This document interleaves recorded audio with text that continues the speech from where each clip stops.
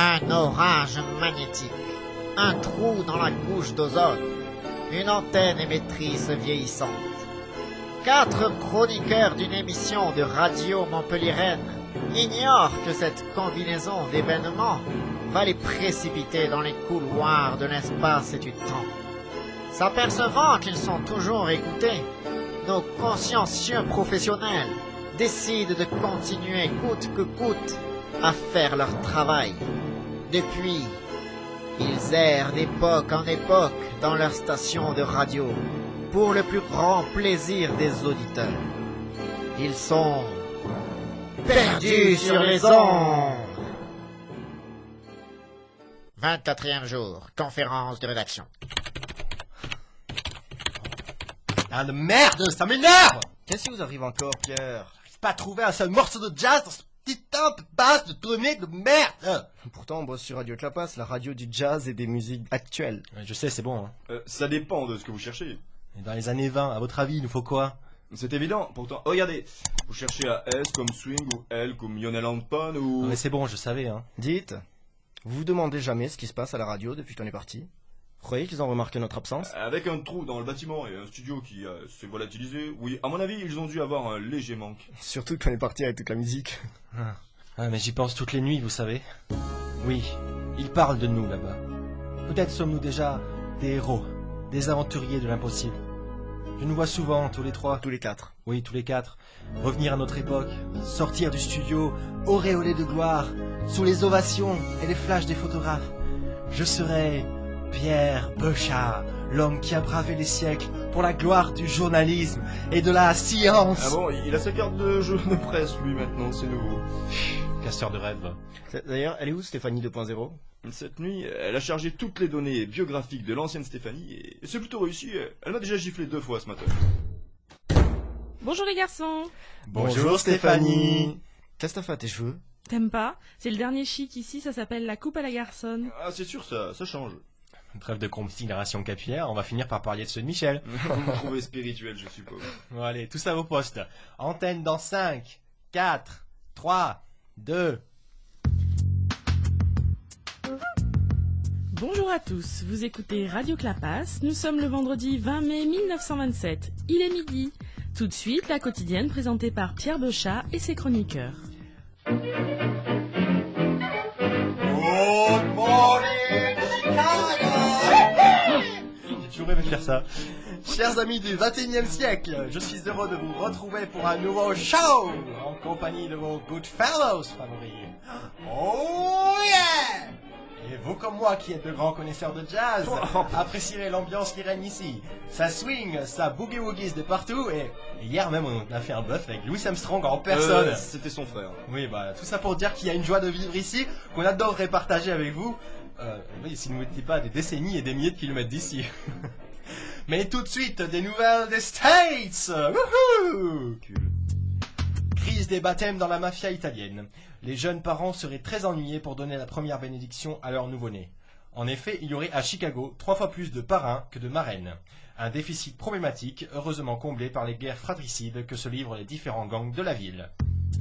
Politique. Le président Coolidge a reçu ce matin les principaux acteurs de la prohibition.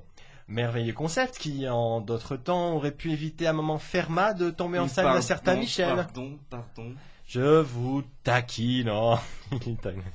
Le bientôt incorruptible Elliot Ness s'est montré très critique envers les distillateurs clandestins.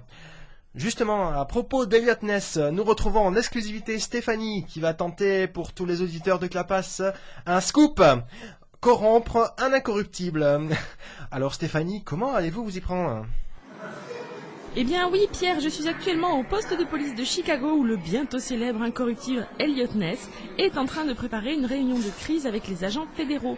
En effet, une nouvelle distillerie vient d'être repérée près d'Elmwood Park, mais chut, je vais m'approcher de lui et tenter une proposition malhonnête qui fera, j'espère, vaciller notre homme.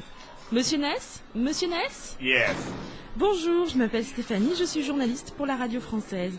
Je viens d'apprendre que vous vous prépariez à donner l'assaut d'une distillerie clandestine. Accepteriez-vous de répondre à quelques questions sur vos méthodes de travail, enfin, si vous n'êtes pas trop occupé? Oh, vous savez, je ne peux rien refuser à une belle femme, surtout quand elle est française. Monsieur Ness. Appelez-moi Elliot. Très bien, Elliot. Tout d'abord, j'aimerais savoir depuis combien de temps êtes-vous dans la police? Je viens de rejoindre le département du Trésor et j'ai été affecté spécifiquement à la mise en application de la loi interdisant la production et la vente d'alcool. Dites donc, c'est un poste très très important qu'on vous a confié. Ça va pas forcément être facile tous les jours. Et vous comptez faire comment pour faire respecter la loi? Honnêteté et intégrité, telles sont mes motivations. Ouais. Dites, c'est un peu bruyant ici. Vous connaissez pas un bar sympa où on pourrait continuer à discuter? Je connais un bon salon de thé, vraiment charmant à 2 pas d'ici. Du thé. Franchement, Elliot, est-ce que j'ai une tête à boire du thé? Ma foi, il est vrai que vous avez l'air singulier, mais je m'intéresse aussi sur vos origines françaises. D'ailleurs, d'où venez-vous en France? C'est un peu compliqué. Je ne pense pas que vous connaissiez Menin les 2 églises.0. Non, hein. Bon, bref. Non, mais j'aime beaucoup la musique. La radio pour laquelle je travaille est spécialisée dans le jazz. Vous connaîtriez pas un ou 2 clubs sympas où on pourrait aller écouter de la bonne musique et qui sait, boire un whisky ou 2 et après... Comment sachez, mademoiselle, que même si je viens d'arriver, je ne me laisserai pas corrompre aussi facilement. Toute possession, production et consommation d'alcool est strictement interdite.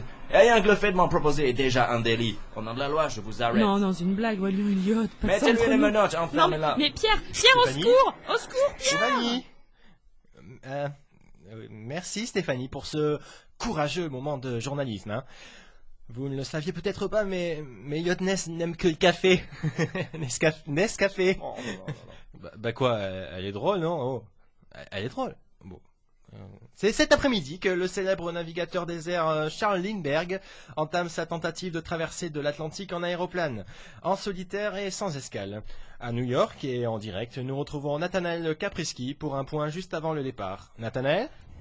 Oui, Pierre, je me trouve actuellement à l'aéroport de New York où dans quelques instants Charles Lindbergh, là encore inconnu Charles Lindbergh, va décoller pour rejoindre Paris au terme d'un voyage de 33 heures et 30 minutes au-dessus de l'Atlantique.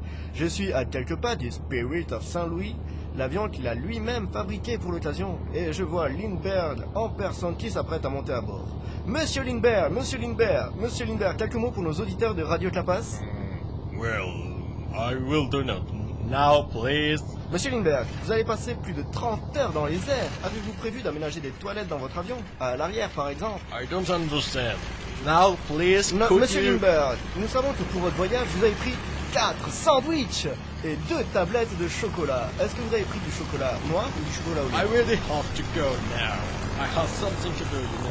Porter le même nom qu'un aéroport et qu'une chanson de Robert Charlebois, c'est pas donné à tout le monde. Est-ce que vous arrivez à rester modeste avec ça, vous? Please, go away. Monsieur Lindbergh, merci. Monsieur Lindbergh, vous êtes fabuleux. Tenez, regardez, je vais vous donner ce porte-clés Radio Clapas.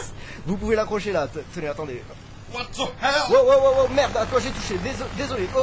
Pierre, l'avion part, je suis obligé de sauter. Nathanaël? Ah! Nathanaël? C'est bon, je suis indemne, ne vous inquiétez pas, c'est quoi ça? Ah! Aïe! Ah! Pierre, les fils, on microphone, il reste accroché dans la carlotte! Attends, on prend la vie! Ah! Non, monsieur Lindbergh, non! Il déconne! Ah! Maman! Merci Nathanaël. Bon, faisons le point. À ce stade de l'émission, Stéphanie est en prison. Nathanaël doit être quelque part au-dessus de l'Atlantique. Michel, vous comptez pas sortir par hasard? Non, pourquoi? Dommage. Oh putain de Dieu! Pardon. Mesdames et messieurs, nous allons vivre ensemble un grand moment de radio. Cette émission sera mémorable. Mesdames et messieurs, la star internationale, le grand réalisateur, l'énorme acteur, le monument du cinéma muet, vient d'entrer dans le studio. Monsieur Charlie Chaplin, bonjour. C'est un immense honneur de vous recevoir. Une question intelligente, vite. Ça va?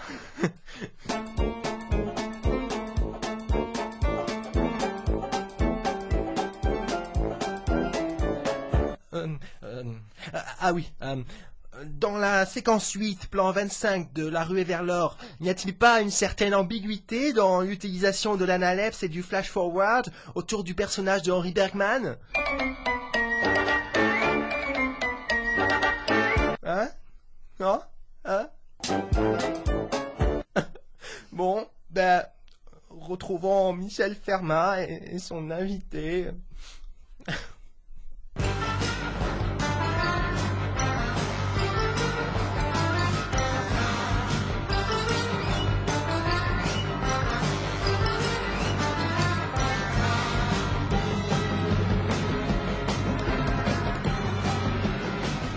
Aujourd'hui, chers auditeurs, je reçois un personnage exceptionnel, un homme dont le nom est devenu synonyme d'ambition, de machiavélisme, un homme qui, sans nul doute, aurait pu faire une grande carrière politique s'il était né dans un milieu plus favorisé. Mais ses parents n'étaient que de pauvres immigrés. Il est donc devenu une immonde crapule. Alphonse Gabriel Capone, bonjour.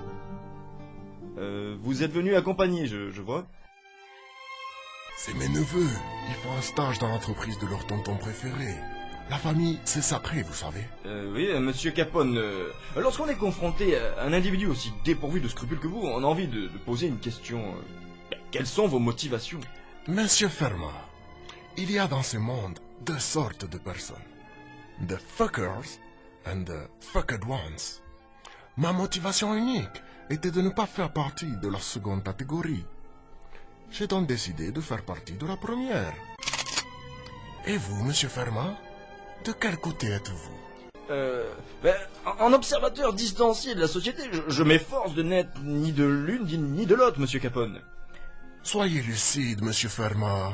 Vous vivez forcément aux dépens d'autres personnes. Mon caleçon est made in China. Mais reprenons, monsieur Capone, vous bravez quotidiennement toute notion d'éthique, on peut le dire. L'est-il?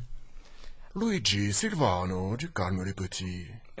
En termes simples, vous gagnez de l'argent en bafouant la morale. Attention à ce que vous dites, monsieur Fermat. Je suis un bon catholique. Mais quand même, malgré la prohibition, vous fournissez à des pères de famille ce poison qui tue lentement, l'alcool. L'alcool est un besoin élémentaire de l'homme. Comme le tabac, les filles et le jeu. Luigi et Silvano pourront vous en convaincre. Mais quand même, c'est pas très légal, hein, quand même, hein, bon. La loi est absurde. Même les prêtres font appel à moi pour le vin de messe. Vous imaginez une loi qui interdit le sang du Christ? C'est barbare. Je suis juste un homme d'affaires qui occupe un créneau délaissé par les autres. Un capitaliste ordinaire. J'ai même des actions en bourse. Je vous conseille de vendre l'an prochain. Pardon? Non, rien. Donc vous êtes de ceux qui pensent que le capitalisme doit être libéré, décomplexé, c'est chouette. Évidemment. C'est les États-Unis ici. La patrie de la libre entreprise. Oui, mais là d'où je viens, certains commencent à dire qu'il faudrait moraliser le capitalisme. C'est une blague. Vouloir moraliser le capitalisme, c'est essayer de nourrir un requin avec de la salade, allez. Excellente métaphore. Eh oui, je sais. On dit que j'ai de l'esprit. Attention, monsieur Luigi, vous me marchez sur les pieds. Oh ben non, j'aime bien finalement. Non, tout de même, monsieur Capone, vivre dans un milieu pareil, vous n'avez pas peur de vous faire descendre? Ce sont les risques du métier. Pour ma réputation, il vaut mieux ça plutôt que de mourir dans son lit. Merci beaucoup, monsieur Capone. Eh bien, au revoir, monsieur Fermat. Silvano adore votre monde. Il vous le rendra à notre choix. Sans problème. À vous, Pierre.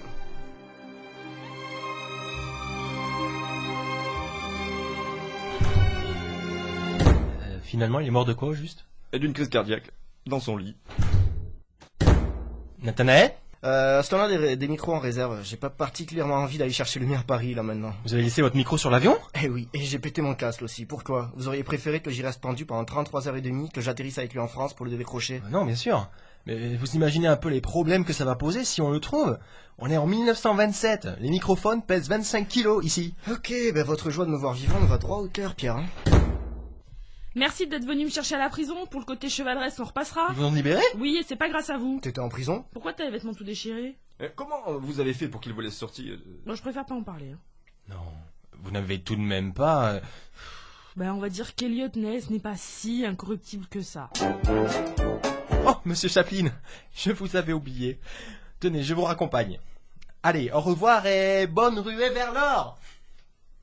J'étais persuadé que c'était Albert Einstein.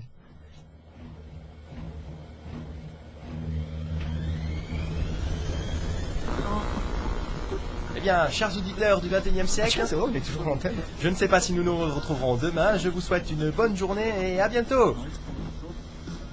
Stéphanie. Ah, Ah oui, j'espère qu'on arrivera en 2009.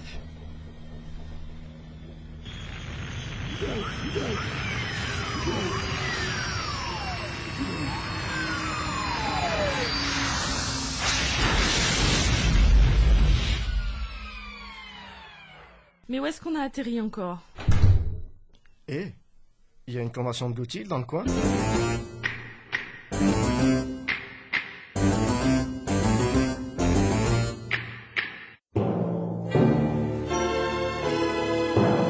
Quelles incroyables nouvelles aventures attendent nos intrépides amis. Parviendront-ils un jour à rentrer chez eux? Charlie Chaplin a-t-il vraiment avec l'art? Vous le saurez dans le prochain épisode de Perdu sur les ondes.